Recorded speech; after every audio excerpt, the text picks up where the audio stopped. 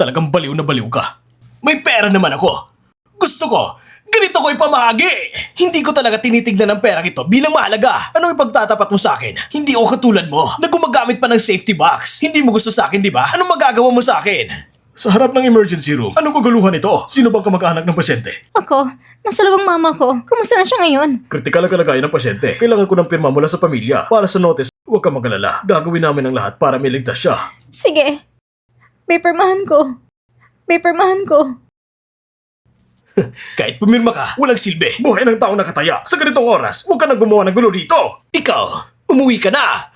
Ngayon din, huwag niyo nang iligtas ang matandang babae. Kunin niyo ang pera at umuwi na. Kalokohan, Chanwan Lee. Akala mo ba talaga hindi kita kayang parusahan? Ang buong ospital, napapalagiran na ngayon ang buong bodyguard ko. Isang utos ko lang, ikaw na isang hayop, malulunod ka sa laway mo. Ano bang karapatan mo para tumahol sa akin? Ano ako sa paningin mo? Ang magpagaling at magligtas ng buhay ay tungkulin ng isang doktor. Wala akong oras magipaglukuhan sa'yo. Tigil! Kapag naglakas loob ka pumasok, tatawagan ko ngayon at bibilhan ang ospital na to. Ikaw ang una kong sisibakin. Pero kung hihinto ka at hindi kikilos sa buong buhay mo, hinding-hindi ka na mauubusan ng kayamanan. Dok, isasangla ko ang aking dangal bilang garantiya. Ituon mo lang ang sarili mo sa pagliligtas. Ako nang bahala magprotekta sa'yo. Nakakatawa talaga. Isang taong hindi naman lang kayang maprotektahan ng sarili. Naglakas loob pang protektahan ng iba. Isang kumpas ko lang. Katumbas na yan ng isang buwan ng sahod ninyo. Ang kausapin kayo, pinagbibigyan ko na kayo. Kalukuhan! Doctor Who, ngayong gabi, sa bahay ko, malaki ang gantimpala mo. Nakikita mo ba? Isang utos ko lang. Ganyan ka na ngayon. Isang utos ko lang. Maaari kong i-isolate ka sa lahat ng industriya sa Jiangbei. At ang lahat, tatawagin itong...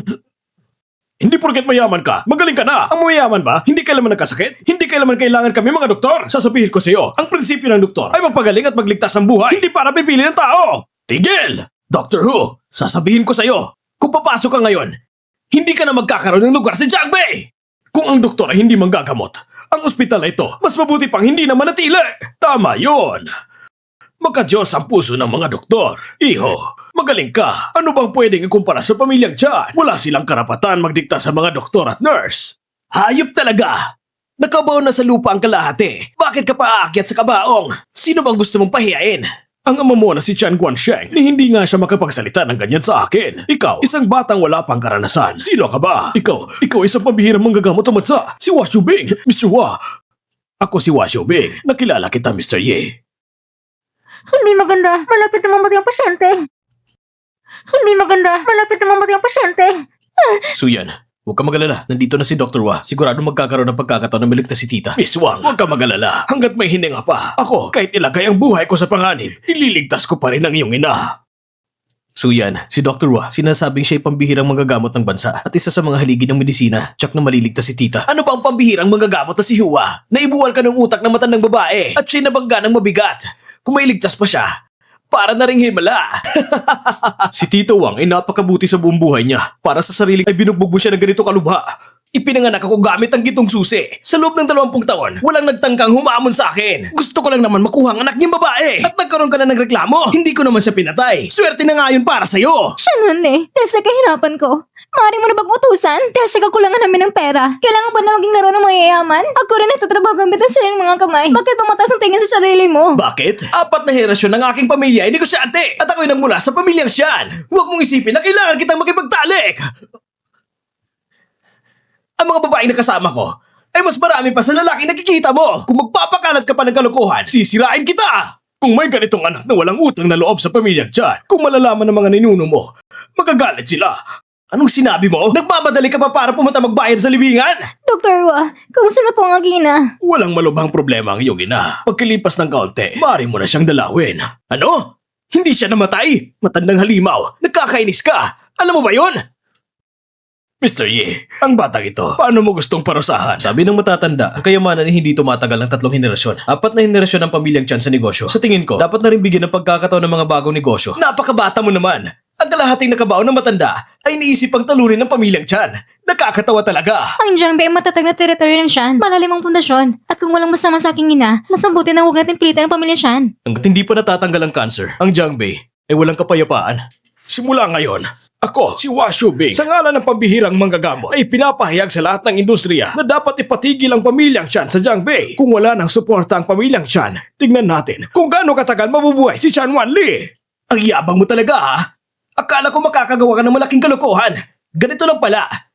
Isa ka lang palang bobo na may pera sa pagsusunod sa pamilyang Chan. Ngayon, wawasakin ko ang mga binti mo. Luluhod ka, titingin sa akin. Tignan mo ang pamilya naming Chan. Kung paano kami umangat at sumulong na walang humpay. Itigil mo yan! Anak na suwail! Pa?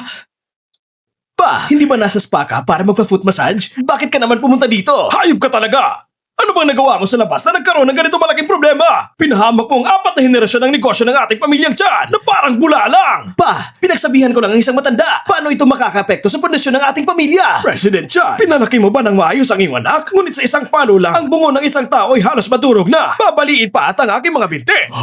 Dr. Hua, hindi maayos ang anak ko. Dr. Hua, pakiusap, bigyan mo ako ng pagkakataon. Dr. Hua. Pa, ang matandang ito ay kalahating nakabaon na. Marami tayong pera. Kung hindi siya makikinig, babayaran na lang natin siya ng pera. Kaya bumangon ka na dyan at umalis ka na. Bumangon? Anong bumangon ha? Alam mo ba, ang pamilyang Chan ay nabangkarote na. Bumagsak ang stock market. Naputol ang cash flow. Direkta akong nawala ng mahigit 1 trilyong yuan. Humingi ka ng pamanin sa harap ko. Alam mo kung sino siya? Siya ay pangunahin ng mga leader ng bawat bansa. Siya ay pambihirang magagamot na bansa. Siya magagamot ng hari. Mabilis kang humingi ng paumanhin. Ano? Hindi ba't may kayamanan kang hindi naubos sa isang buhay? Paano ba ako mabubuhay? Pwede na mawala ng lahat ng bagay. Pero hindi pwede mawala ng pera. Lolo! Tunay na lolo! Pakibuksan mo ang selyo ng aming pamilya. Mamamatay ko kung walang pera. Ako, ang kalahating nakabaon na matanda ay hindi karapat dapat tanggapin ang pagyukod mo. Umalis na kayo. Nakakaabala ko sa pagtanggap ko ng mga panauhin. Kung hindi makakaalis sa pamilyang Chan sa ospital na ito. Opo. Salamat, Dr. Hua.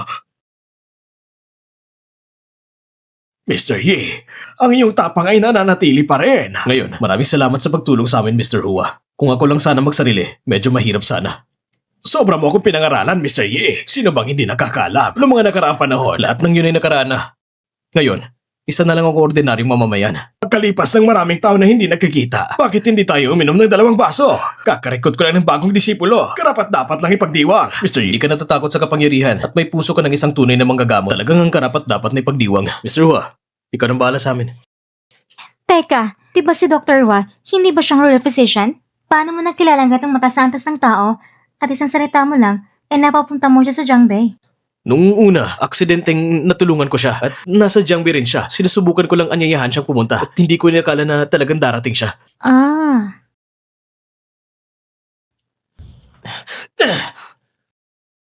Ikaw! Hindi ka ba pwede makasuhan ng iba? Nalaban mo pang dakilang manggagamot ng bansa. Maraming mga makapangyarihan na may utang na loob sa kanya. Kung bababagsakin kanya, ay tsak na hindi na makakaahon.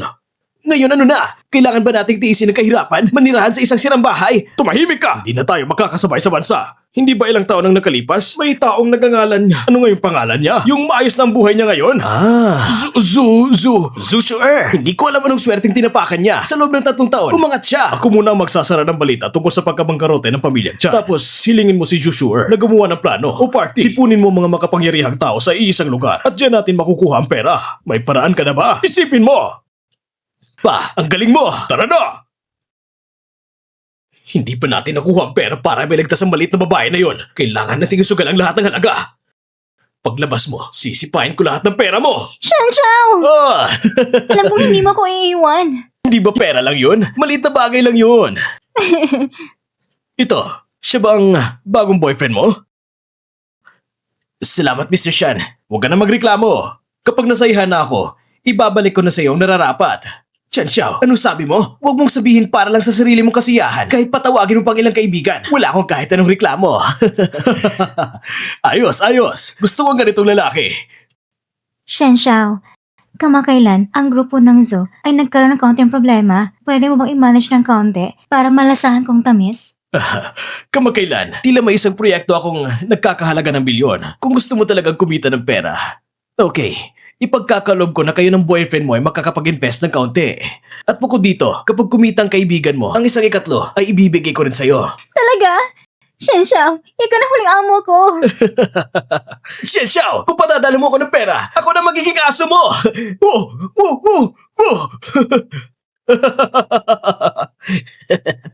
Kuya Faye, tingnan mo ang outfit ko ngayon. Maganda ba? Maganda naman. May date ka ba? Hindi naman. Ang class bureau sa school namin ay nag-organize ng reunion at mukhang may malaking project na collaboration. Kaya special ang outfit ko. Maganda. May bago kong biniling kotse, hindi ko pa nagamit masyado. Ibibigay ko na lang sa'yo. Sure, sobrang swerte mo talaga. Ito ay sa Hawaiian Hotel, sa private room pa talaga. Ang minimum na gastos ay 200,000. Hindi ko akalain sa buhay ko. Makakakain pa sa ganitong high-end na lugar. Ano bang 200,000? Ang Hawaiian Hotel, hindi basta may pera ka, makakapag-reserve ka na. Ang Hawaiian Hotel, bilang isa sa pinakamataas na klase ng hotel sa bansa, may 3 level ng private rooms, 3 klase ng silid. Kaya ang pinakamababang room, kailangan kilalang tao sa lungsod para makapag-book bago makapasok. Pero, hindi na naman kasing epic ang sabi-sabi. Ang Hawaiian Hotel, naiinip na ako sa pagkain dito. Sa totoo lang, gusto kong ipa-reserve ng butler ang isang level room para sa atin. Hindi ko alam bakit nagkakosya ng ibang level. Pinilit lang natin kainin ito.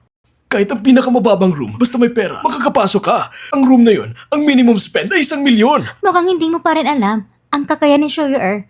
Nung mga nakaraang taon, siya at ang asawa niya ipabigat. Walang sumusuporta sa kanya. Lahat pabigat lang.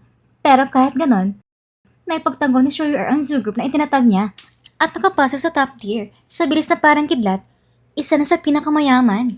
Ang malit na tao na ito, hindi karapat-dapat kay Shoyer. Narinig ko na hindi siya nakapag-aral, illiterate pa, pinitulad ni Mr. Shan at Mr. Shan. Sila ay gwapo at pantalino. Totally nilalampas ang malit na tao sa higit 100 kalye. Wala akong kahit anong kakayahan. Cheers para kay Mr. Chan. Cheers! Cheers! Pasensya na sa paghihintay. Medyo na traffic lang sa daan. So yan, bakit ka nakapan kasi ang itsura mo? Yung nasa tabi mo, siya bang bago mong nahuli? Bakit mga sira-sirang damit niya? Hindi ba isa rin siyang trabahador? Mga kaibigan, hindi nyo alam.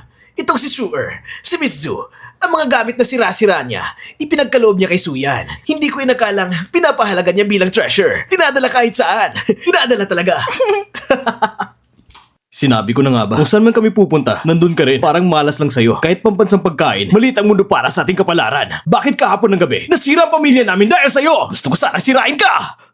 Ngayon may trabaho tayo. Huwag natin sira ng okasyon. Sabi ko, ang pagkain na to, walang kahit kaunting sustansya. Mas mabuti pang umalis na lang tayo. So yan, saan ka pupunta ngayon? Ang class reunion. Kung aalis ka, hindi ba ninakaw mo ng respeto ang mga kaklase mo? Tama, halika at umupo ka. Sabi nila, ang mama mo ay dating yaya. Hindi pa nakatikim ng 4 na putay sa buong buhay niya. Tingnan mo, dito, higit 10 na nakahanda. Matapos kainin, pwede mo pang i-take out at ibigay sa mama mo para matikman na mabuti. Ikaw, hindi ka ba nahihiya sa sarili mo sa harap ni Sure? Pagkatapos ng lahat, ang pangalagaan lang ang sirang gamit ng iba. Hindi lahat ay may gusto ng ganito. Tara na. Uupo ako. Bro, binibigyan ka na ng pagkakataon.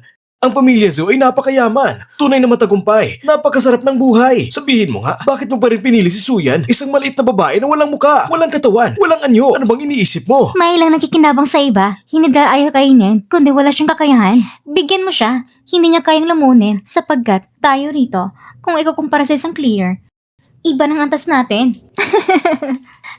Tama, ang isang mababang uri na cleaner, mahirap umangat sa entablado. Cleaner lang pala. Yung mata ng babae, nasa ospital pa rin nakahiga. Yung utak niya, basag! Yung utak niya, basag! Mali, huwag sobra. Ano nangyari, Mr. Chan? Ikaw na magpaliwanag. Oo nga, Mr. Chan. Ba't nainis ka ng maliit na babae na ito? Kahit saan, sigaw-sigaw lang siya. Kahit patayin siya, karapat-dapat lang. Chan Wanli, hindi pa sapat ang leksyon mo para sa'yo kahapon. Yife, talagang lahat ay sinusubukan mo. 4 na henerasyon sa negosyo. May kapanggiran at impluensya. At sa'yo lang. Karapat dapat ba para bigyan ng leksyon? Mr. Chan, huwag kang magalit. Mga ganitong insekto, wala lamang kakayahan. Nagbibigis na ng salita. Heto, ipinagmamalaki kita.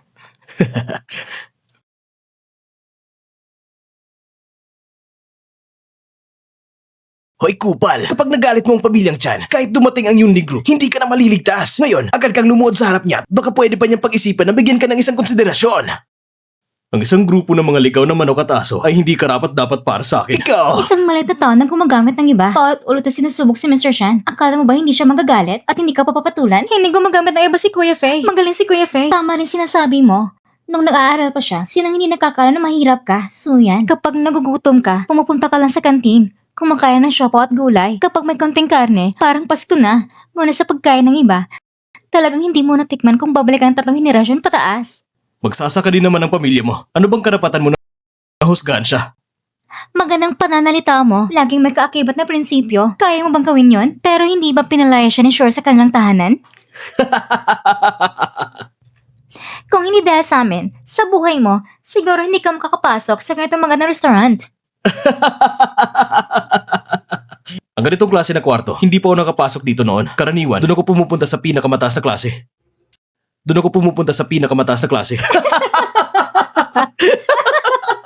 Alam niyo ba kung bakit sobrang taas ng presyo ng vino? Wala lahat ng baka sa farm dahil sa kanya! 3 taong kang kasa sa Pamilya Zoo, pinakadalas ang pinupuntahan ang construction site, hindi ba? Baka nung una, pumunta ka rin sa Hawaiian restaurant, nagtrabaho sa renovation, at pumasok sa mataas na silid para ayusin ang kanilang toilet, hindi ba? Maliit na hayop, hayaan mo kung turuan ka ng tungkol sa pinakamatas na klase ng silid. Si Mr. Siya na top class na pamilya, kung gusto nilang gumamit, kailangan pa rin magpa-reserve ng maaga. Sa buong Dasha, na gustong gamitin lang ng basta-basta, siguro, iyon ang alamat na tang pinakamayaman na babalik. Kuya Faye, hindi ko alam na ang class reunion ngayon ay magiging ganito. Napahiya ka. Pasensya na. Masabuti pang umalis na lang tayo. Hindi na. Ngayon, check na babayaran kung pagkakahiya mo. Halika! Ginawa ng pinakamayaman. Tikman mo ito. Ang top class 1982 wine. Sa buhay mo, marahil isang pagkakataon mo lang na natikman ng ganitong alak. Sige na. Ang alak na ito, hindi ako sanay uminom nito. Dapat alam ni Mr. Chan ito.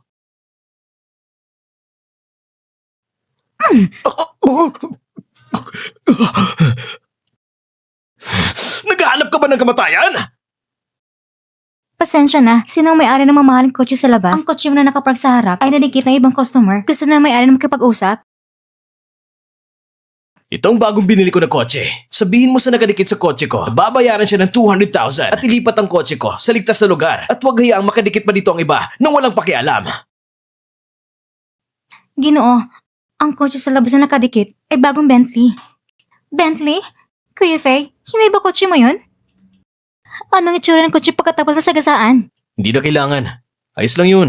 Isa lang itong kotse. Ang inutil na ito, may Bentley pa? Sinasabi niya lang kahit anong gusto niya sabihin. Ang malit na hayop na to, kaya bang bumili ng Bentley? Alam ba niya ang logo ng Bentley? Nagpapakita lang siya para makuha ang atensyon natin. Di ba? Bentley lang naman yan. Kaya naman yan ang pamilya ni Mr. Shan, mas mura ng G-Class kung ikukumpara sa Bentley. Diba, Mr. Shan? Kung gusto mong bumili ng Bentley, isang salita lang ang kailangan. Sinasabi ko sa'yo, ang may-ari ng kotse, wala dito sa aming VIP room. Hanapin mo sa ibang room. Sige na. Opo. Sandali. Ang kotse na yon ay sa akin. Sabihin mo sa may-ari na maging maingat sa susunod. Ang bayad, hindi na kailangan. At saka tulungan mo na rin ako ilipat ang kotse. Matagal na akong hindi nagmamaneho. Siguro ako nagkamali sa pagparada. Sige po, Ginoo. Talaga bang kotse mo yun? So yan, hindi ba mayroong pamilya mo? Hindi kayong bumili ng refrigerator or washing machine? Paano ka nagkaroon ng pera para bilhin ang kotse ng maliit mong lalaki? Diyos ko, isang Bentley? Kailan mo pa mabibili ang ganyan? Ingatan mong dila mo. Ako ang bumili ng kotse. May problema ba? Ibig mong sabihin, ang pera mo, siguro na kung wala kay Shure nang kayo magdiborsyo, na hinihingi kay Shure na ibinigay sa'yo. Sang-ayon ako dyan. Yung klase na tao na tulad sa Suyan. Mahirap ang bumili ng e-bike.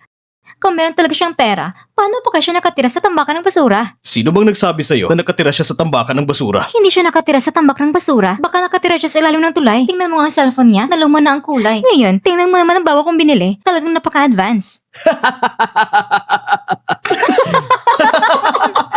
Buksan niyo mga mata niyo at tignan na mabuti. Kardashian Yipon Luxury Villa?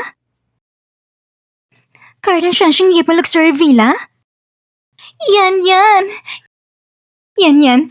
Talaga bang mayaman ka na? Magkaibigan na tayo ng maraming taon. Bakit hindi mo sinabi kahit isang beses? Sige, ano negosyong ginawa mo nitong mga taon? Turuan mong ate mo. Wala naman.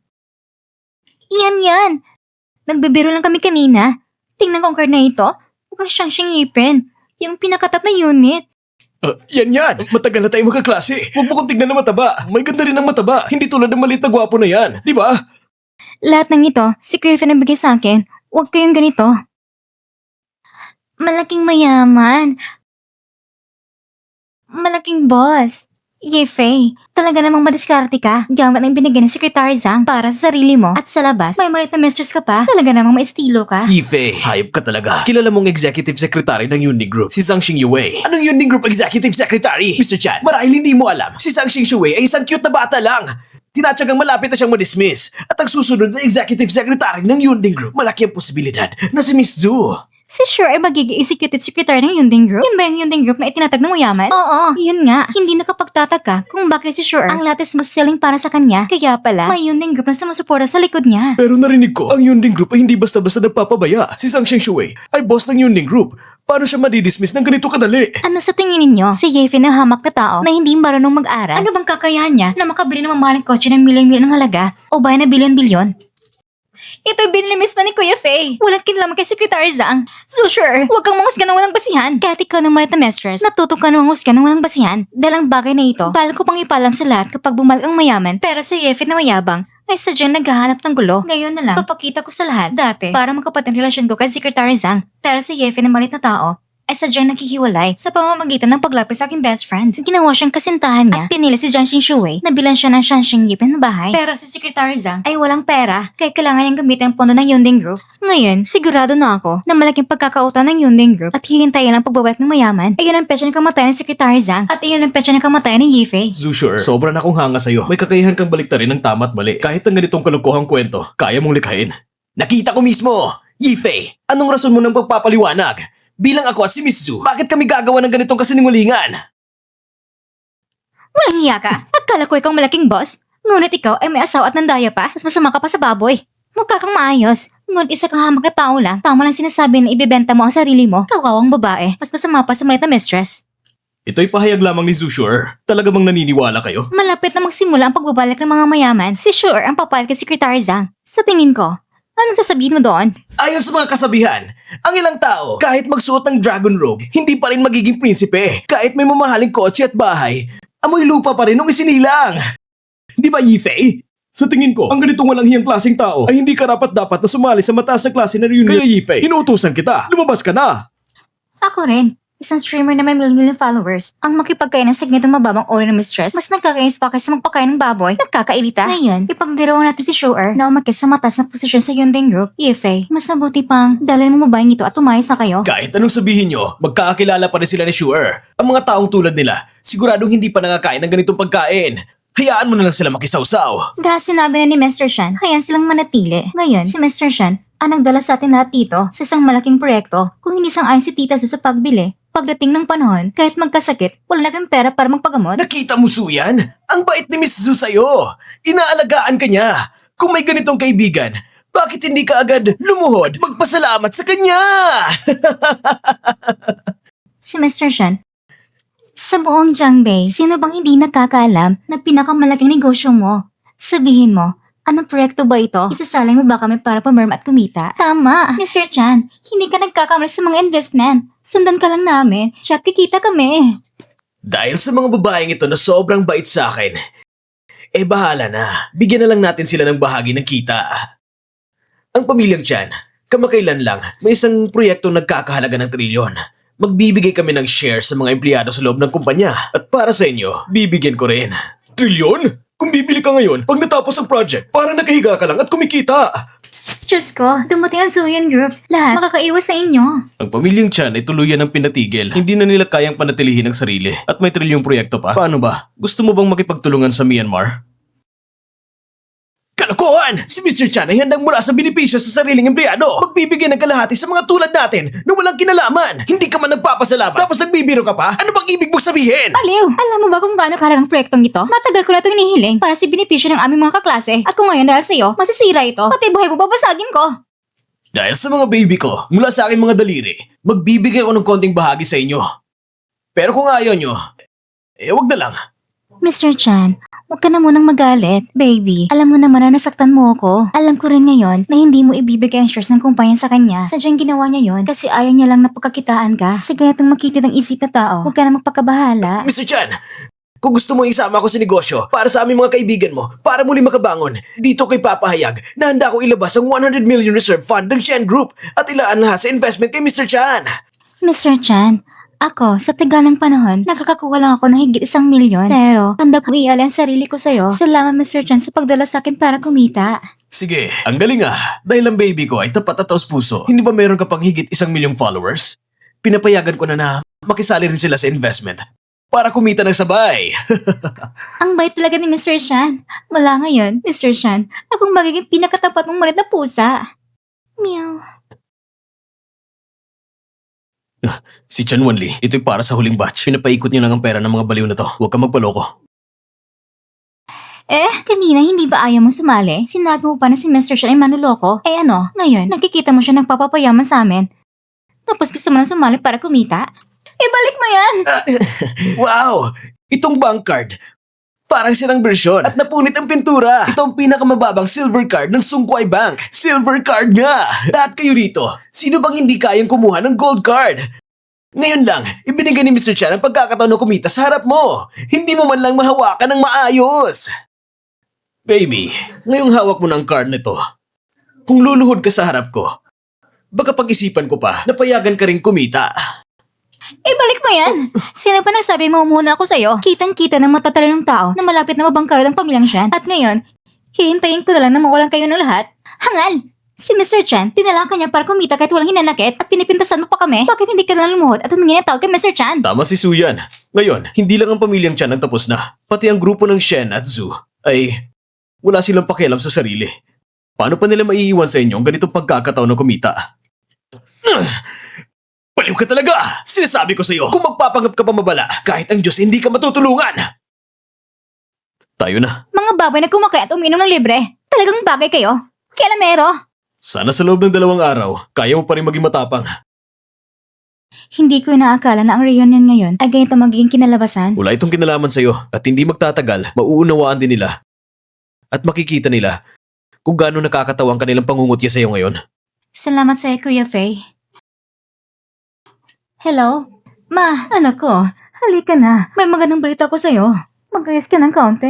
Bumili ka ng ilang magagandang damit. Ma, anong magandang balita yan? May ipapakitang proposal ang mama sa'yo. Dumating na ang magpapakasal. Halika na. Ano? Hindi pa naman ako pumapayag. Paano mo naman matatanggap ang proposal ng iba? Ma! Si tita, pinaghahandaan ba niya ang arranged marriage mo? Hindi ko alam. Si mama, bakit biglang pinaghanda ang arranged marriage ko? Walang problema, ayos naman ang arranged marriage. Nandiyan na tayo sa harap ng bahay mo. Ihatid na kita. Kuya Faye, ayaw kong iwan ka. Palagi kitang gusto. Ikaw lang gusto ko. Ngunit dati, ay nandyan si Sure sa tabi mo. Ayaw kong istorbohin kayo. Ang aking pinapakita ay malinaw. Hindi mo pa ba naiintindihan? Ako, sa totoo lang, hindi ko rin alam ang gagawin ko. Nahiwalay na ako dati. Hindi ako karapat dapat sa'yo. Kuya Faye, bibigyan kita ng 2 pagpipilian. Sundin mo ko pabalik kay mama o tumakas tayo na magkasama. Ma, bumalik na kami. Hindi ba mali na sinabi ko sa telepono? Ang taon na para sa arranged marriage mo ay paparating na. Anong ginagawa ninyo? Ma, mula pagkabata, lahat ng bagay ay sinusunod ko sa'yo. Pero sa sapin ng pag-aasawa, gusto ko akong magdesisyon. Hindi pwede. Tita, alam ko, hindi ako karapat dapat para sa anak niyo. Pero, gagawin ko ang lahat para sa kanya. Maging sa pera o sa posisyon, matutugunan ko lahat ng kailangan niya. Yefe, alam ko na mabait kang tao. Mabuti ang puso mo. Mabait at tapat. Pero tingnan mo mundong ito. Saan magagamit mga katangian yun? Ma, nang nakaproblema kayo noon, si Kuya Yefe ay nag-asikaso sa inyo. Humingi ng tuat ng papagamot sa inyo. Kung hindi dahil sa kanya, siguro matagal na kayo nawala. Narinig ko na rin tungkol dito. Aaminin ko, Yefe, marami ka na natulungan sa pamilya namin. Lubos ang pasasalamat ko sa iyo. Pero, kailangan tumingin sa hinaharap. Ako ay ordinary tao lang sa mata ng iba. Ayokong anak ko, makamtan kapalaran ng asawa ko dati. Hindi ko alam kung maintindihan mo bang lahat ng sinasabi ko, Yefe. Tita, huwag ka mag-alala. Naiintindihan ko lahat ng sinasabi mo. Ipinapangako ko, sa pinakamaikling panahon, papalakihin ko si Suyun para maging mas magaling pa sa pinakamataas na talento ng Zoo Group. Tama na, huwag mo nang sabihin pa. Ang pagpupursige ng direktang pagkasalang mayaman. Ife, umalis ka na. Bibigyan kita ng kabayan sa hinaharap. Ma, talagang magaling si Kuya Faye. Hindi mo lang siya naintindihan. Ang Zoo Group ay sharing lihim na tumulong para umangat. Gusto niya magkaroon ako ng kakayahan na kaya kong mark sa lahat ng mag-isa. Kakayahan? Ibig mong sabihin, may kakayahan siya? Si Zushuer, sa harap ng lahat, ay nagkikihalubili siya sa ibang lalaki. Inalagay ang ulo ng asawa ko sa lupa at ipilitin akong inom ng tubig doon. May kakayahan ba siya? At napabayan ako at namuntik na mabara sa sariling pintuan. Ma, pero tingnan mong bahay na tinitira natin ngayon. Ito ang pinakamariang lugar sa Jiangbei. Binili to ni Kuya Fi para sa akin. Bakit ka naging ganito? Ma! Tita, ito ang susi ng Bentley. Ang halaga ay 38 million. Fully paid.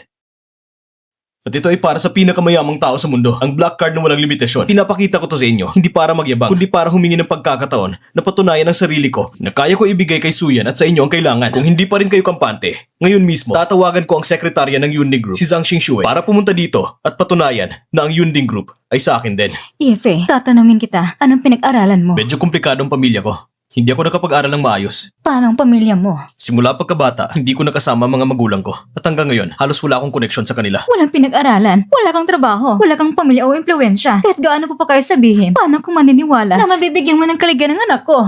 Yefe, lumayas ka na. Huwag ka na makipag-ugnayan kay Suyan muli. Ma, hindi ko siya papalitan. Kung pipigilan mo ako ulit, alis ako ng bahay. Pinapayanan ko ba yung pampalo ng isip? Bakit ka ganito? Sinasabi mo na para sa kabutihan ko. Pero alam mo ba kung anong talagang gusto ko? Bahay, sasakyan, mga branded na bag, mga luho. Ano man ang gusto mo, matutugunan ko lahat. Garantisadong buhay mo ay punong-puno ng karangyaan at luho-luhong pamumuhay. Baby, mahal kita.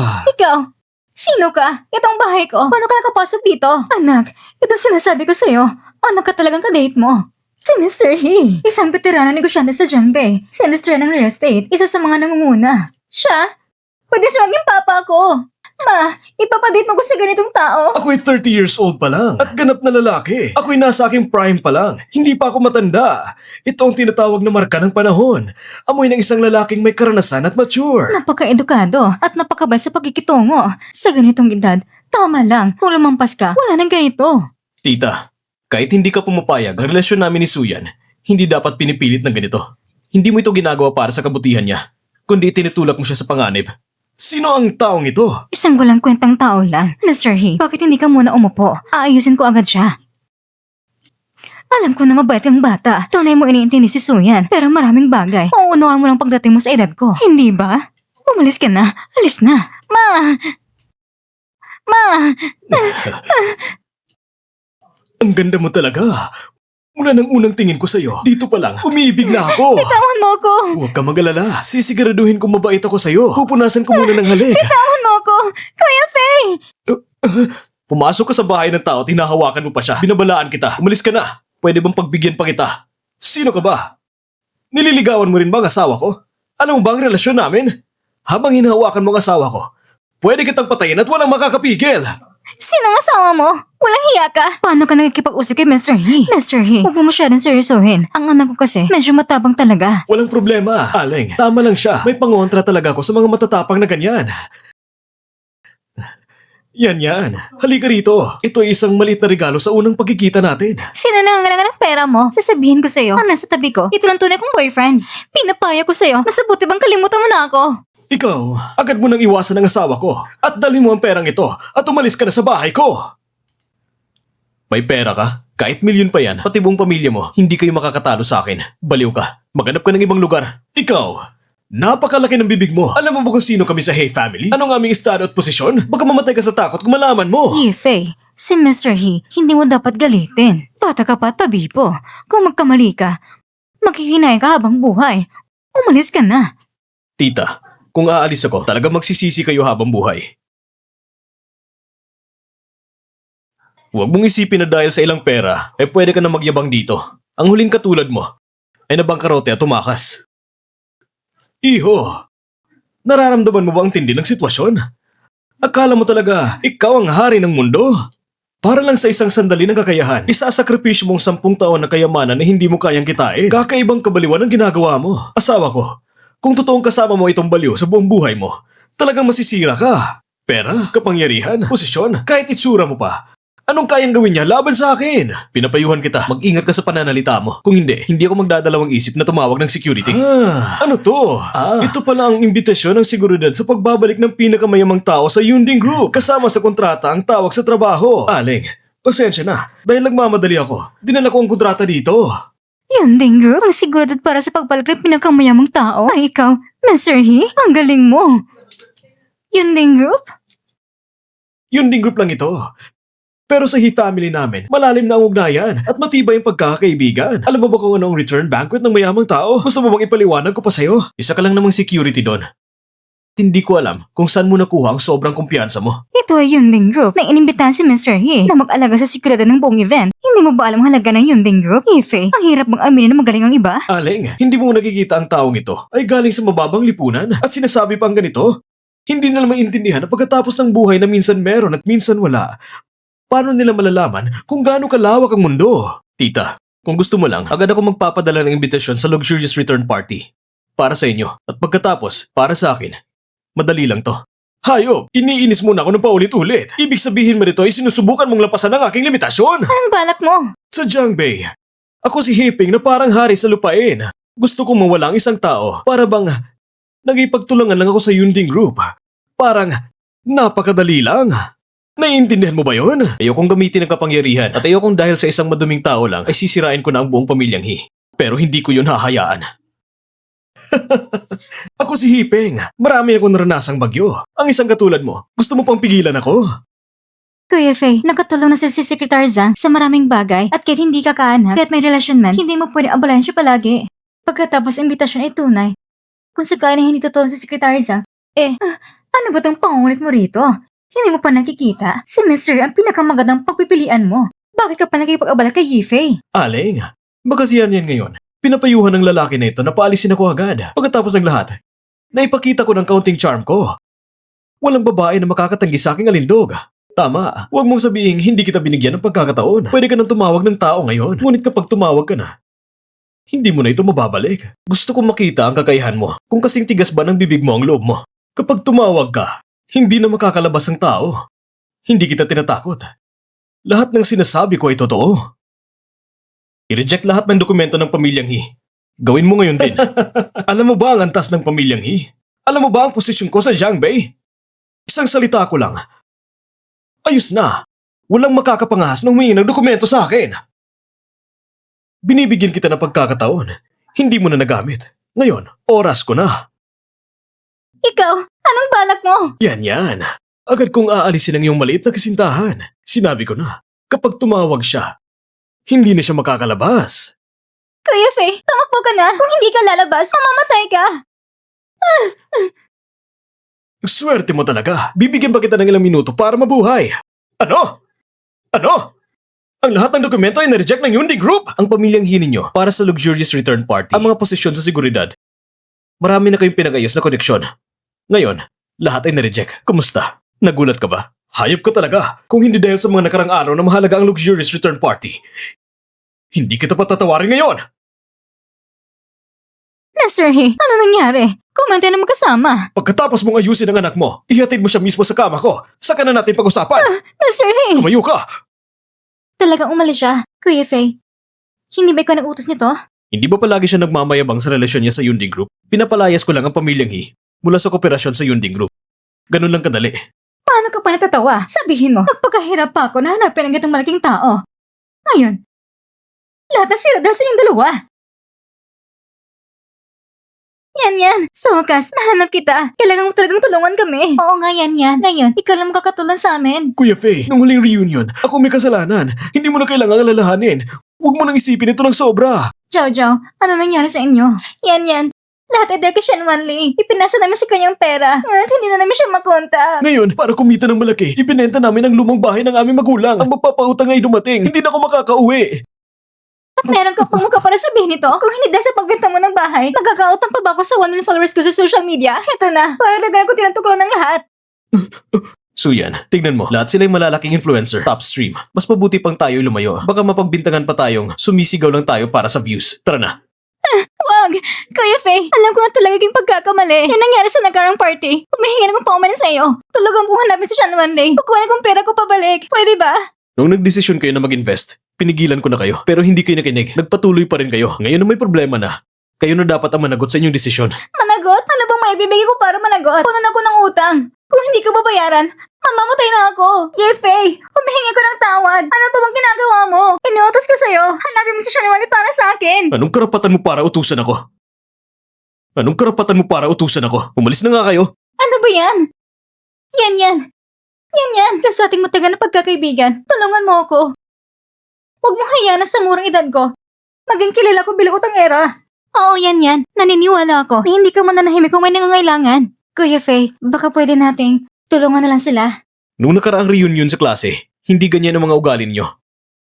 Lalo na sa mga katulad namin mga ordinaryong tao na hindi makasabay sa inyong mataas na klase. Ano bang magagawa namin para sa inyo? Alam mo na dati, nanghayop na si Chen Wanli na bankrupt na. Kuya Faye, kung talagang ayaw mo ng gulo, kunin mo ng pera ko pabalik. Hindi pwedeng mahuna ang bahay namin. Hindi pwede. Ikaw ang pinakamatali kong kaibigan. Kaya kung may tutulungan ka man, ako na yon. Hindi ba yan? Kuya Faye. Hindi. Honey, alam ko may parang kaparatulungan kami. Basta handa kang tumulong. Gagawin ko kahit anong sabihin mo. Bitawan mo siya. Jojo, sobrang ginagawa mo. Si Kuya Faye na lagi ko. Hindi ka ba nahiya? So yan. Ano mo pinagsasabi mo? Para kay Kuya Faye. Anong problema kung may iba pang babae? Kuya Faye. Diba? Walang hiya ka? Ikaw na babae ka. Hayop, ikaw may pangalang babae. Bakit po sinisisi? Kung pagsasabihin mo pa ang girlfriend ko, ititikom ko ang bibig mo. Ate, nakala mo bang kaya mahampasin ako? Kaya mo bang bayad kapag nasira to? Gagamitin ko mga taga-subaybay ko. Huwag mo na silang pansinin. Tara na. So yan, hindi ka pwedeng umalis. Kailangan mo bayar ang 5 milyong pinsala. Kayo mismo hindi nakinig sa payo at ipinilan niyo ang pera niyo kay Sean Wanli. Anong kinalaman ito sa akin? Paano walang kinalaman? Noong una, si Sean Wanli gusto niya gawin ng proyektong bilyon-bilyon. Alam mo pa kay niya, pero hindi mo kami pinigilan. Pinanood mo lang na malagay na lahat ng asset doon. Ikaw may mali dito. Lahat ng pinsala. Ibalik mo agad sa amin. Tama. Tamang sinabi ni Jojo. Ang mayamang babae mo na si Secretary Zhang, hindi ba ginamit ang public fund ng Yunning Group para bilhin lahat ng Xiangxing Yipin? Hindi ba? Bawat isa sa inyo, magbayad ng isang bahay at tapos na ang usapan. Hindi niya na maipipilit sa amin ang problema ninyo. Nasa inyong pera. Kung nalugi, kami pa mababayad. Wala na kayong hiya. Ako, kakatapos ng operasyon ko. At hindi pa kayo nababayad. Sabon ako nagmamakaawa. Isang luxury villa na Xiangxing Yipin. Kung hindi, ilalabas ko lang kasi sa inyo sa publiko. Kanina, umiiyak ka pa at gusto mo pang maging pangalawang babae ko. At maya-maya, nagbabanta ka na. Kayong tatlo, hindi talaga kayo parang pamilya. Hindi kayo pwedeng magsama sa iisang bahay. Tama nang walang kwentang salita! O kaya, magbigay kayo ng bahay! Tama nang walang kwentang salita!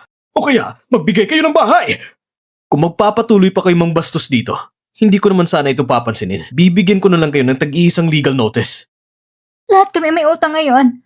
Kung madidemanda kami, sigurado hato lang kami makulong. At doon, ay tapos na ang buhay ko. Ano bang kinakatakutan mo? Lahat ng mga yan, ay pera ng mayamang babae. Kumuha siya ng pera galing sa kanya. Para sa mga kalaguyo, bigay mo siya ng tapang. Magre-report pa siya. Lahat ng bahay mo, ibinigay mo kay Suyan. Itong malambot na babae na lumaki sa marangyang buhay.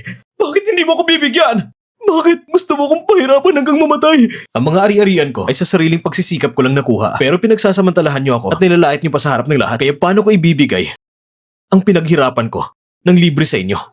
Pero kami ngayon, wala nang patutunguhan. Hindi na ako mas malakas kasi sa'yo. Ang babae sa tabi mo, bakit hindi mo ako pipiliin? Hanggang ngayon, hindi pa rin kayo nagsisisi. Hindi pa rin kayo marunong rumispeto. Dahil mahirap lang ako, tinawag niyo ko sa mura lang mantaas na posisyon para sisihin. Makasarili kayo. Mapangyala, palaging iniisip na makakuha ng walang pagsisikap at lagi nagre-reklamo. Hindi ka karapat dapat kaawaan. Hayop ka talaga. Anong karapatang para husgahan kami? Kahit isang hibla na lang aking pawis, mas malaga kasi sa'yo. Fang Jojo, upasya kitang pinapaalahanan. Kung bababa ka pa at inusulto kami ng nobyo ko, upasya kitang demanda at ipapasok kita sa kulungan hanggang sa maoy sa dulo.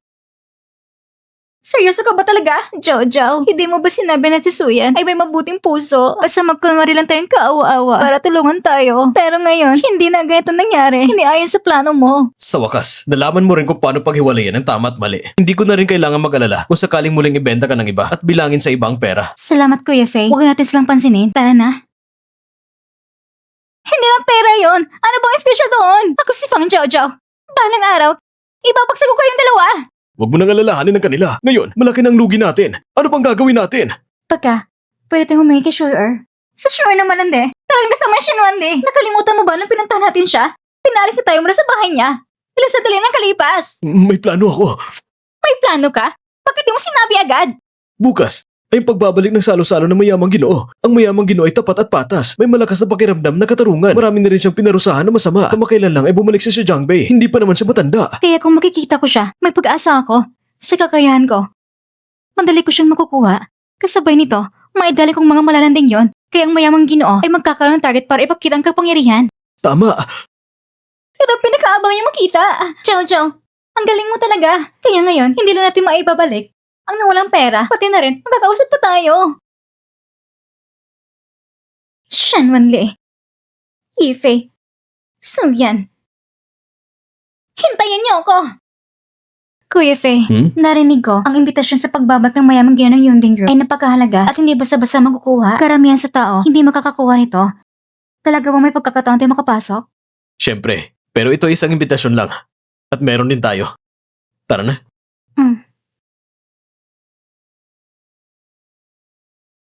Ang dali pa natin magkita sa ganitong lugar. So yan, hindi ko yun naakala na dito pa tayo magkikita. Fang Jojo, bakit ka nandito?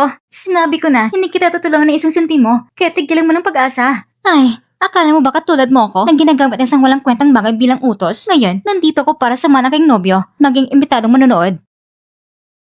Mwah! Ano nangyari, mahal? Nakita mo na naman ba ang fan mo na gustong humingi ng autograph mula sa akin? Suyan, ikaw na naman ha?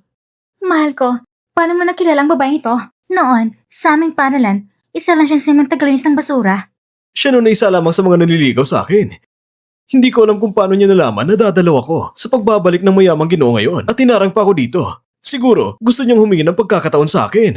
Hipeng, ang aral na binigay ko sa iyo noon mukhang hindi pa sapat. Napansin ko nga, ikaw ay tunay na magaling sa pagbabaliktad ng tama at mali. Ikaw naman, noong nakaraang beses pinatawad na kita. Ngayong nasa teritoryo kita, ipapakita ko sa iyo kung anong ibig sabihin ng isang tawag lang. Tawagin ang tao! Tawagin ang tao! Mukhang tamang taya ko ngayon. Talagang nahuli ko ang isang malaking isda. Basta ngayon, alagaan ko na mabuti si Hipeng. Makakapasok ako sa pagbalik ng mayamang Ginoo at matatapos ang aking layunin. Malapit na. Kuya Faye, ang sigurado ng mayamang Ginoo, tila si Hipeng mismong namamahala. Mas mabuti pa siguro na hayang umalis muna sila kung nandyan si Hipeng. Kahit may imbitasyon tayo, siguradong halangan niya. Walang problema. Gusto kong makita kung anong laro ang nilalaro nila. Nakikita mo ba? Lahat ng ito ay mga tauhan ko. Kung sino ang papapasukin ko, yun ay isang salita ko lang. Hipeng, sa ganitong mahalagang okasyon, tinanggalan mong personal na galit? Hindi ba sobra na yan? Para kasi kayong mga ahas sa ilalim ng lupa na kailangan pigilan. Ito ay para sa kabutihan. Oh, hindi ba ito si Yifei? Nasaan ang dating kaibagan mo kahapon? Hindi ba mataas ang tingin mo sa sarili mo? Bakit ngayon, hindi ka makapasok kaya sa pinto ng pagbabalik ng mayamang Ginoo? Pagka siguro, wala ka parang imbitasyon. Hindi ba? Sino ba kayo at anong kinalaman nyo dito? Honey, itinulak niya ako. Ikaw bata, huwag kang masyadong magpakasaya. Kahit na ako, lagi seryoso at responsable. Pero kung maganda ang pag-uugali mo ngayon, maaari kitang tulungan sa backdoor.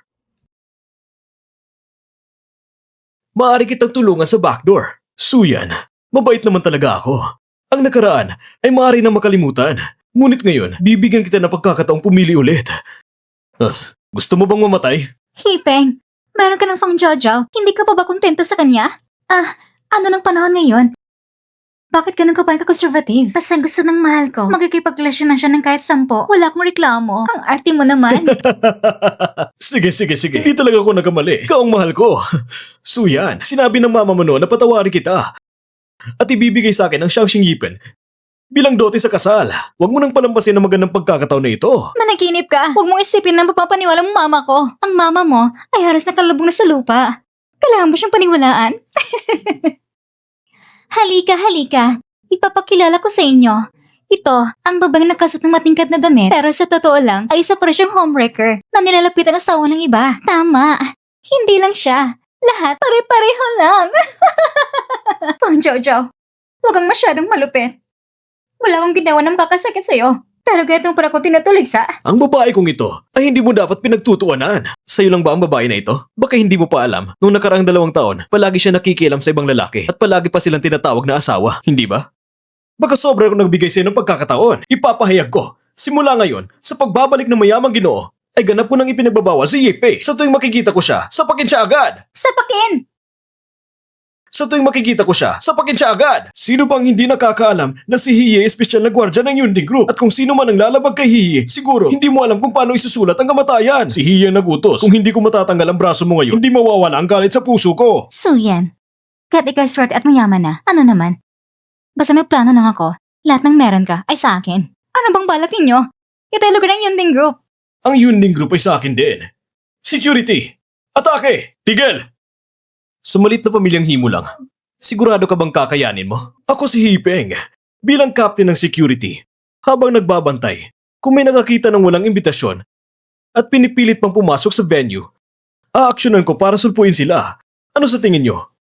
May mali ba? Walang mali. Nakita ko mismo. Si Yife ay hindi sumusunod sa patakaran, piliting pumasok sa venue ng mayamang Ginoo upang manggulo. Ang imbitasyon ko, wala kayong karapatang makita. Wala akong paki sa inyo. Kahit ang mismong hari ay kailangang yumuko sa aking harapan at magtapat ng tuhod sa akin. Kuya Faye, mas mabuti pang umalis muna tayo. Si Hippie ngayon ay mas suporta sa Yunding Group. Kung harapin natin siya ngayon, wala tayong magagawa. Para sa isang aroganteng bata, kailangan nating mas maging arogante kaysa sa kanya. Tara na. Hindi niyo ba naririnig ang sinabi ko? Ha? Bibigyan kita ng 3 minuto para tawagin mo si Zhang Xingshui. Gusto kong itanong sa kanya, paano ba inaayos sa mga security na ito ang sitwasyon? Anong sabi mo kanina? Kasi medyo may problema ang pandinig ko eh. Sinabi niyang gusto niyang makita si Zhang Xingshui, si Secretary Zhang. Bakit kayo nagtatawa? Magkaibigan si Kuya Faye at Secretary Zhang. Kilala nila isa't isa. Mahal ko, kung totoong kilala niya si Secretary Zhang, narinig ko yun. Hindi mo ba narinig? Ano ba yan? Walang kwenta yan. Kapag sinabi niyang siyang mayamang Ginoo, maniniwala ba kayo? Kung siyang mayamang Ginoo, ako ang Jade Emperor. Kung totoong kilala mo si Zhang Xingshui, bakit kailangan ko pang magbatid? Binibigyan kita ng pagkakataon. Sayang naman kung hindi mo pinapahalagahan. Huwag mong sabihin hindi ako makatao. Bibigyan kita ng isa pang pagkakataon. Kung susubukan mong dumaan dito, maaari ka nang ligtas na umalis sa lugar na ito. O di kaya, iiwan mo ang babae mo dito at tumakbo ka na. Kuya Faye, huwag mo nang pansinin. Umalis na tayo. Tara na. Gusto kong makita kung saan ka makakatakas. Hindi ba natatakot ang hayop na to? Nakatayo lang siya dyan at hindi gumagalaw. Hampasin nyo. Pukul mo hanggang mamatay. Tingnan mo itong hayop na ito. Para ayaw igalang. Tingnan natin kung sino magtatangka mo insulto kay Mr. Yi. Pangunahing manager ng Xiangxing Yipin, si Xiao He. Miss Xiao, dumating ka na maaga. Saan galing itong hayop na to? Lumayo ka. Mr. Yi, pasensya na. Dumating ako ng huli. Nakagulat siguro sa inyo. Tama lang ang pagdating mo. Ang lakas ng loob ng pamilyang Yi. Si Mr. Yi ay isa sa pinakamarangal na tao at inakala mo masasaktan mo siya? Miss Xiao, anong ibig mong sabihin?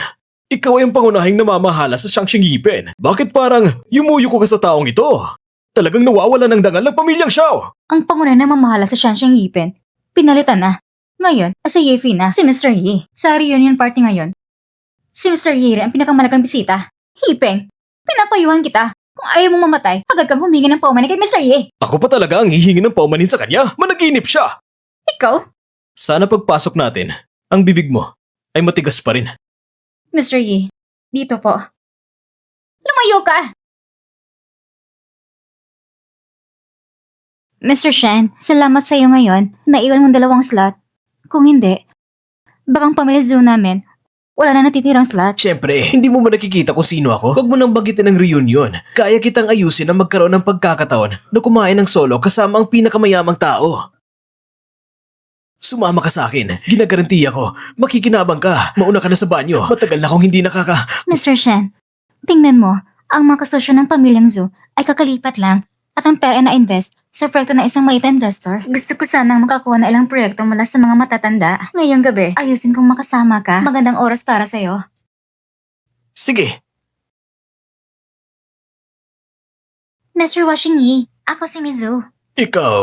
Ako ang presidente ng Zoo Group, si Zhu Shuer. Dati, mayroon tayong kooperasyon. Zoo Group? Dati, sa Zhongguai Bank, hindi ba may malinaw na patakaran na hindi na magkikipag-cooperate ang bank sa Zoo Group? Mr. Zhu, siguro may misunderstanding tayo. Huwag ka munang magalit. Akong bala sa aking mga tauhan. Sisatin mo ng maayos. Ang malaking pagkakataon mo, nasa tabi mo na dati. Ikaw lang hindi nakasalo. Kaya nang bumagsak ka, huwag mong isisi sa iba. Mr. Zhu, walang mali sa sinabi mo. Yifei, bakit parang sa lahat ng lugar ka? Mr. Yi, hindi ko inakala na darating ka ng maaga. Mr. Yi, matagal na tayong hindi nagkikita. Ang sigla mo ay hindi nagbabago. Mr. Zhu, ang talino mo sa pagpapalunod, hindi rin pala kagaling. Lahat kayong mga nakakatanda, kaya huwag muna tayong magpaka-formal. Ngayon, mag-relax lang tayo. Umupo kayo kung saan nyo gusto. Kung may kulang kami sa pagtanggap namin, pakiusap, patawarin nyo kami. Ano ba itong pagpapanggap? Puro lang kayo nakikimasaya sa pagkain at inumin. Tapos, nagkukuring mga malagang bisita pa. So sure, ang tapang mo! Parang binabastos mo lang si Mr. Yi! Isang maliit na hamak lang siya. Bakit pa ba? Kailangan siyang sambahin. Mga walang alam na tao, para ba ang buhay nila ay parang mga aso lang? So sure, ano bang sama ng loob mo sa amin? Huwag mong idamay ang iba. Ito-reunion ng mga mayayaman, hindi ito palengke. Oh, matagal tayong hindi nakita. Akala mo ba na naging may-ari ka na ng mansyon? So yan, lumaki ng ugali mo. Ngayon, ang lakas mo magseta ng ganito sa akin? Ganito ka ba makipag-usap kay Miss Su? May problema ba? Kung hindi ako nagkakamali, ang kumpanya nyo ay may utang pa sa bangko namin ng 50 million yuan, hindi ba? Sige, aaminin ko na. So yan, hintayin mo ako. Sandali lang. Kung hindi ako nagkakamali, ang iyong Zoo Group, matagal na blacklist ng Yunding Group, hindi ba? Medyo curious lang ako. Kung paano ka nakapasok dito, Miss Zoo? Kung paano ka nakapasok dito, Miss Zoo? Paano ako nakapasok? Anong kinalaman mo dyan? Hanggat hindi nagsasalitang may-ari, wala kayong karapatang pigilan ako na pumasok sa event na ito. Zu, sure. Sobrang walang hiya mo na. Hindi ka na nahiya sa sarili mo. Ikaw na hamak. Para mapasama ka nila, tila pinag-isipan mo ng gusto, hindi ba? Miss Zu, lahat ng narito ay mga matatandang lalaki na lampas sa 50. Ayon sa kaugalian, iyan bang tinuro ng iyong ama at iyong lolo? Ang Zu family, ganyan ba talaga makipag-usap sa aming mga grupo ng mga matatanda? Dr. Hua, hindi ko intensyon na siraan ka. Pero ang ginawa ninyo, sa tingin ko, ay sobrang hangal. So sure, nababaliw ka na ba? Kasi Dr. Hua at Manager Zhu, sino ba nang hindi kayang kumilos ng kaunti lang? Lahat sila sa Jiangbei ay mga nangungunang tao na kayang manakot. Ngayon, ganit ang pagkikipag-usap mo sa kanila, talaga bang gusto mong lubos na bumagsak ang Zoo Group? So yan, umalis ka na sa harap ko, ano mong karapatan mong magsalita sa akin? Kuya Faye, kahit na si Shower ay talagang nagkamali. Alam mo naman, matagal na kami magkakakilala. Hindi ko matis na makita siyang tuloy malugmok sa kawalan. Tulungan mo siya. Dahil sa nakaraan nating samahan, magsabi ka sa kanila ng pangako. Makakalabas ka ng walang pinsala. Ife, itigil mo yung peking pagkukunwari mo. Nakakasapang ka. At kayo rin, na umaay sa hangin ng pinakamakapangyarihan Zoo Group. Kung gusto niyo sambahin, parang kipagtulungan sa inyo. Ngayon, nalumubog na ang Zoo Group. Kayo ang dagdag ng sakit. Lumayo kayo sa akin. Kayo ang tunay na makasalanan. Huwag mo nang banggitin ang Zoo Group mo. Isa lang itong maliit na kumpanya sa Jiangbei. Kahit ng isang kilalang brand sa ibang bansa, wala kayong karapatan na ako ang lapitan nyo para makipagtulungan. Mukhang hindi mo talaga naiintindihan. Ang Zoo Group nyo noon ay isang maliit na workshop lang. Bakit kami lahat ay handang tumulong? Hindi ba dahil sa utos ni Mr. Yi? Kung wala si Mr. Yi, baka hanggang ngayon ay isa ka lang anak na nagtitinda ng isda. Dahil kay Yifei, ibig mong sabihin, sa Yifei ang munting hamak na ito, mukhang iniisip ninyo na kumikita na siya ng malaki. Kaya pinili niyo mumuhunan sa kanya? Pero sinasabi ko sa inyo, katang-isip lang yung lahat ng yan. Talaga bang sinabi mo na may-ari ng Supreme Black Card ay isang munting hamak lang? Ito na pinanakakataong biro na narinig ko ngayong taon. Zusure, sa lagay mo ngayon, para kang isang payaso. Kung hindi ako masaya, hindi rin kita hayang maging masaya. Sabihin ko na sa iyo ang totoo. Walang pera si Yifei. 3 taon ko siyang kasama. At isa lang siyang walang narating na munting hamak. Kung siya ang pinili ninyo, yan ang maging pinakamaling desisyon ninyo. Ako ang dapat niyang piliin. Yan ang tamang landas. Dahil ako ang tunay na reyna sa negosyo ng Jiangbei. Isang tunay na henyo sa negosyo. Sa tingin mo ba, mahalaga sa amin kung henyo ka man o hindi? Kung gugustuhin lang namin, kahit kailan, makakalikha kami ng napakaraming henyo na katulad mo. Bago kumita ng pera, matutong maging tao ka muna. Zusher, kung ipapapatuloy mo pang walang sesa ng pagtatalo, lalo ka lang magmumukhang mangmang at itutulak mo pang ang Zoo Group patungo sa ganap ng pagkawasak. Hindi niyo ba iniisip na iisa lang ang Zoo Group ko? Sasabihin ko sa inyong totoo, hindi lalampas na isang buwan at kayo luluhod sa aking mga paa. Talagang curious ako. Saan mo nakuha ang tapang mo na magsabi ng ganito? Baka nakakalimutan mo na ang Zoo Group nyo ay ganap na pinigilan ng Yunding Group. Ngayon, dahil nasabi mo sa amin, wala na makakaligtas sa inyo. Totoo, malakas ang Yunding Group. Pero hindi sila lang isa. Sasabihin ko na sa inyong totoo. Nailagay ko na lahat ng aking yaman sa isang trilyong proyekto. Kapag nagsimula ng proyekto, ang balik ko sa investment ay hihigit sa inilagak na bilyon. Trilyong proyekto? Manager Zhu, sa bangko ninyo, kamakailan ba? Ay may malaking financing na ganun kalaking proyekto? Bakit wala kong narinig na balita? Sa buong Dasha ngayon, ang nag-iisang trilyong proyekto ay ang Yunding Group. Wala akong narinig na may iba pang ganitong proyekto. Mga ignorante. Tunay ngang, ang biday palaging nag-isa at hindi naiintindihan ng mundo. So sure, ang trilyong proyekto na sinasabi mo, hindi ba yun ang kay Shan Wanli? Tumahimik ka! Karapat daw mong banggitin ang pangalan Shan? Ang pamilyang Chan ay mayaman, ngunit walang awa.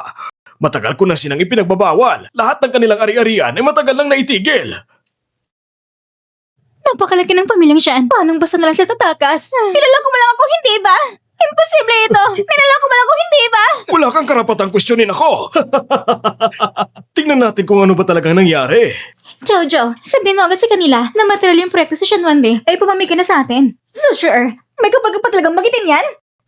Kung hindi dahil sa'yo, paano kami ma-over sa napakalaking utang? Nung araw na iyon, tinikman ko lahat ang pera makukuha ko. Pero matapos ko makuha na siya ng walang pera, bigla siya nagranang walang bakas. Paano mangyayari yon? Pagkaabala lang siya, kaya wala siyang oras sumagot. Ngayong araw handa ng pagbabalik ng pinakamayaman. Pagdating niya, ako mismo magtatanong sa kanya. Huwag ka na magpakatanga, so sure. Kung hindi dahil sa garantiya mo, paano ilalagay namin ang lahat ng pera namin kay Shanwan Lee? Ngayon may nangyari. Lahat ng responsibilidad na ito, ikaw lang ang sasalo. Huwag kang mag-alala. Kapag nagsimula na ang handaan, tsak na darating si Chanwan Lee. Pero, sa ibang anyo nga lang. Ikaw naman, sa tuwing nakikita kita, walang magandang nangyayari. Mas mabuting manahimik ka na. Kung hindi ka manahimik, hindi ko iniinda na itapon ka palabas. Sino ang gusto mong itapon sa labas?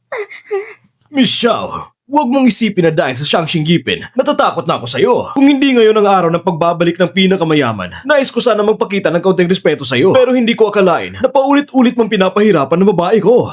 Kung aalalayan mo ang taong ito, magbabayad kayong dalawa sa akin. Hepeng, huwag mong isipin na dahil may lakas ka sa katawan mo, pwede ka nang basta-basta gumawa ng gulo dito. Kung magsasalita ka ng mali, wala na makakasagip sa'yo. Kailangan ko ba ang tulong nyo? Isang grupo ng mga matatanda at walang kwentang tao. Lahat ay laban sa akin ngayon. Ha? Zhu Shengjian, huwag mong sabihing naiinggit ka dahil nakahanap ako ng magandang babae. Ha? Honey, kaninang taong ito ay nananakit sa atin sa labas. Ayaw ko na siyang magkita sa handaan. Honey, kung gusto mo itong gawin, gagawin ko ito ng buong lakas. Basta nandito ako. Wala na makakaatras. Ako nang bahala sa kanya. Hepeng, sa pagiging security guard, talaga namang kahanga-hanga ka. Pero sa paggawa ng bagay, ang utak mo, talagang hindi kayang tapatan ng isang babae.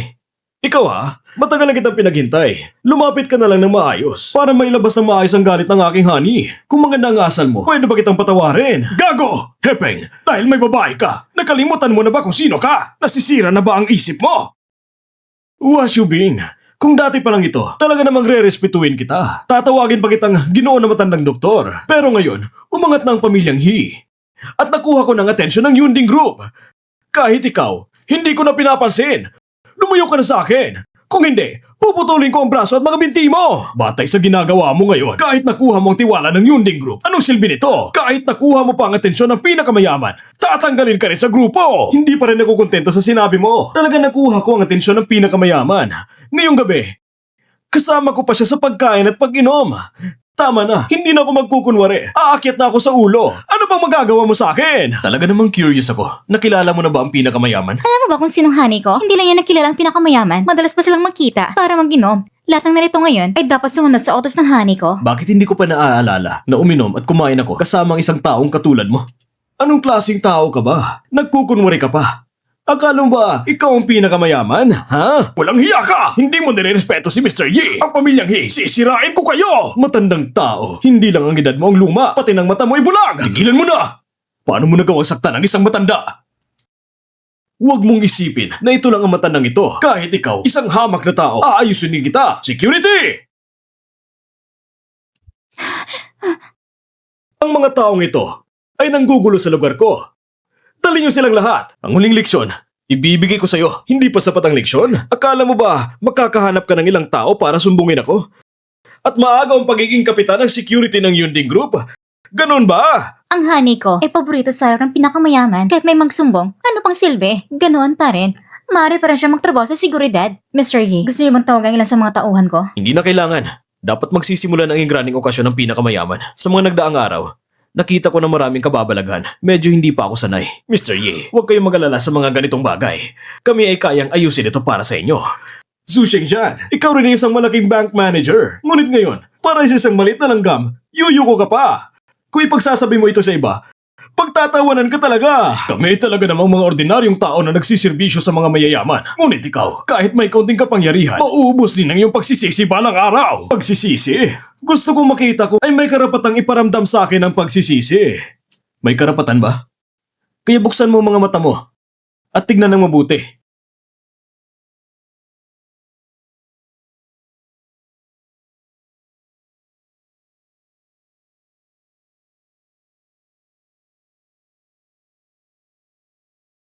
Ito, Ito ang aking karapatan.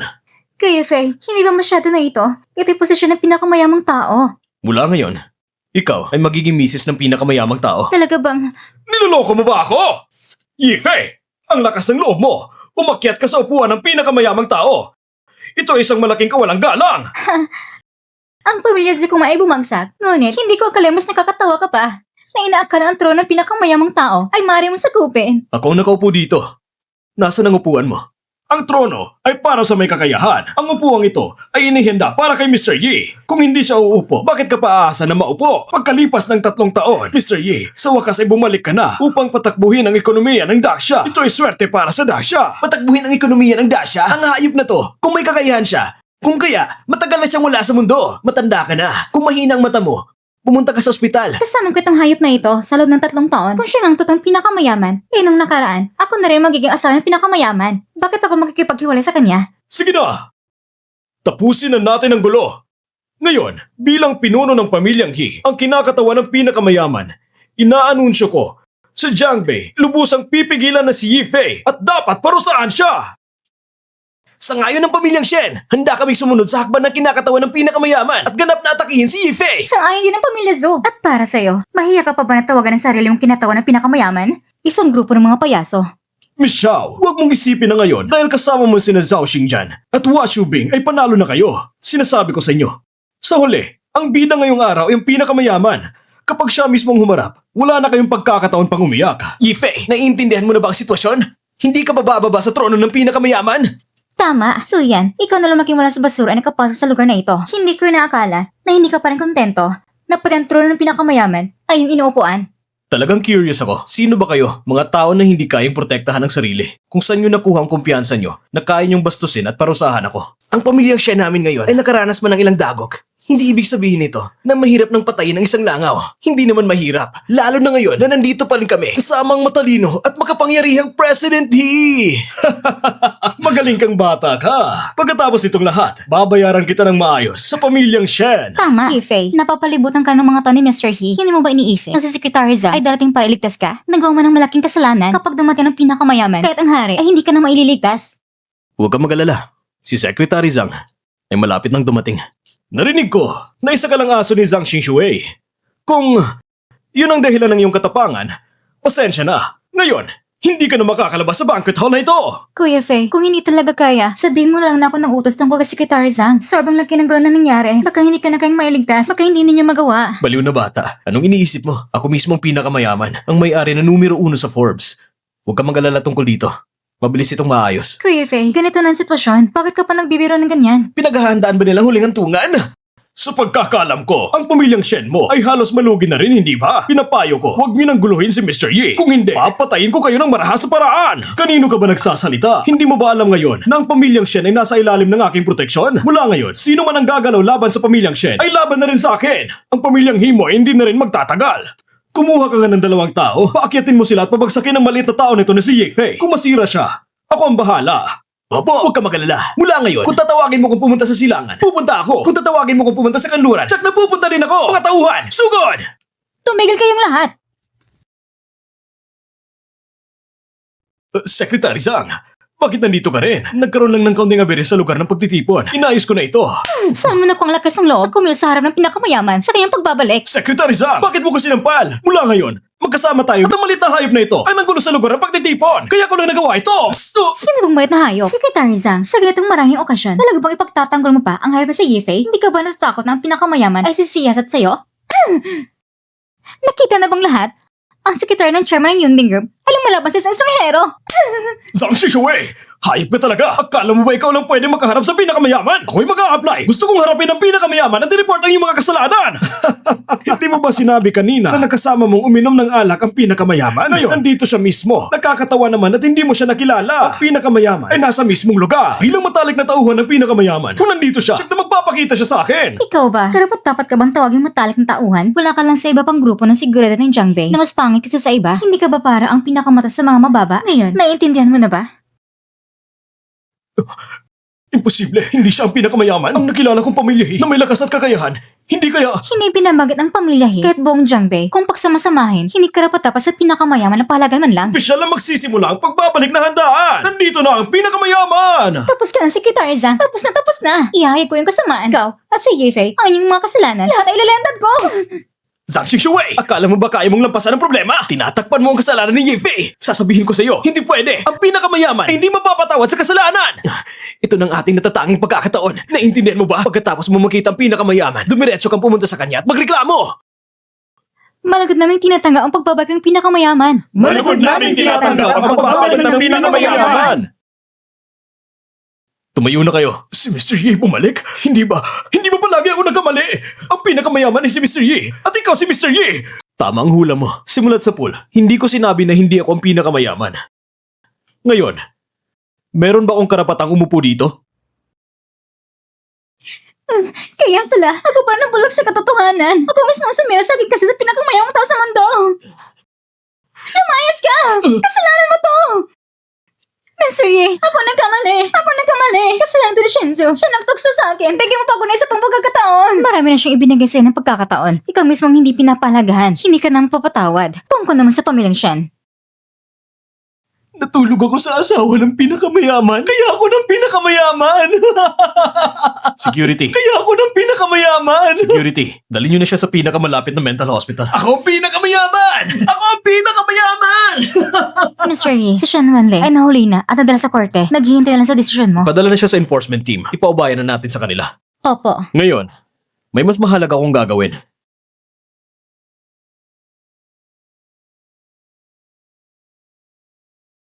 Suyan, handa ka bang pakasalan ako? Pakasalan mo siya! Pakasalan mo siya! Pakasalan mo siya! Pakasalan mo siya! Pakasalan mo siya! Pakasalan mo siya! Pakasalan mo siya! Pakasalan mo siya! Pakasalan mo siya! Oo, handa ako. Ang galing! Congratulations!